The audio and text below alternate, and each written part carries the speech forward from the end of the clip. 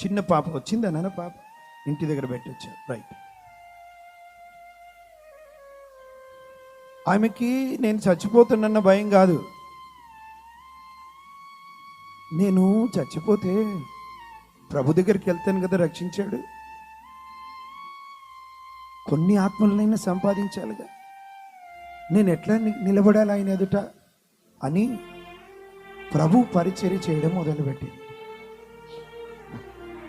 చాలామందికి వ్యక్తిగత సువార్త చెప్పి ప్రభులో నడిపించి హైదరాబాద్లో రక్షించబడిన వారిని అందరినీ ఇక్కడ బ్యాప్టిజాలు ఇప్పించి అక్కడ రక్షించబడిన వారిని ప్రభు సన్నిధిలో దైవజనుడు శాలెం రాజు గారి ద్వారా బాప్తిజం ఇప్పించి ఇక్కడ బాప్తిజం ఇప్పించి ఈరోజు ఎన్ని ఆత్మలను ప్రభు కొరకు సంపాదించినావు నాన్న? గట్టిగా నాకు వినబడట్లేదు. 1100 మందిని ప్రభు కొరకు సంపాదించింది.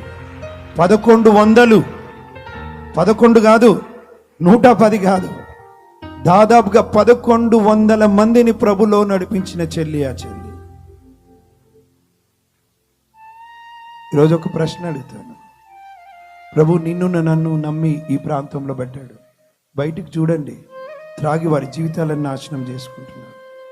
వారిని చూసినప్పుడు అర్థం కాలే, వీరు యేసయ్య లేరు కనుక వీరి జీవితాల్లో నరకానికి వెళ్తున్నారు కదా. ఎవరు సువార్త చెప్పాలి? ఎవరు ఆయన ప్రేమని చెప్పాలి? ప్రియులారా, 1100 మంది. దేవుడు చేసిన అద్భుతం ఏంటో తెలుసా? బేస్ వస్తుంది. దేవుడు చేసిన అద్భుతం ఏంటో తెలుసా? ఆయనతో అంటగట్టబడి ఉంది గనుక బిడ్డ, ఆయన జీవము తనలో ప్రవేశించింది గనుక ఆత్మల ఫలము మాత్రమే కాదు, ఆ క్యాన్సర్ రోగాన్ని కూడా కొట్టివేశాడు దేవుడు. స్తోత్రం కలుగును గాక. ఈరోజు ఈ మాట చెప్పి ముగిస్తా. ఈ కూడిక లేదో టైంపాస్ కొరకు వేయబడి చాలా భారముతో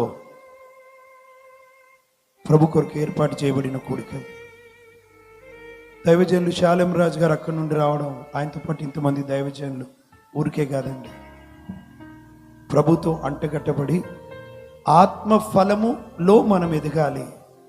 రెండవది, ఆత్మల ఫలము ప్రభు కొరకు సంపాదించాలి. హల్లెలూయా, హల్లెలూయా. ప్రియులారా, ఈరోజు నీ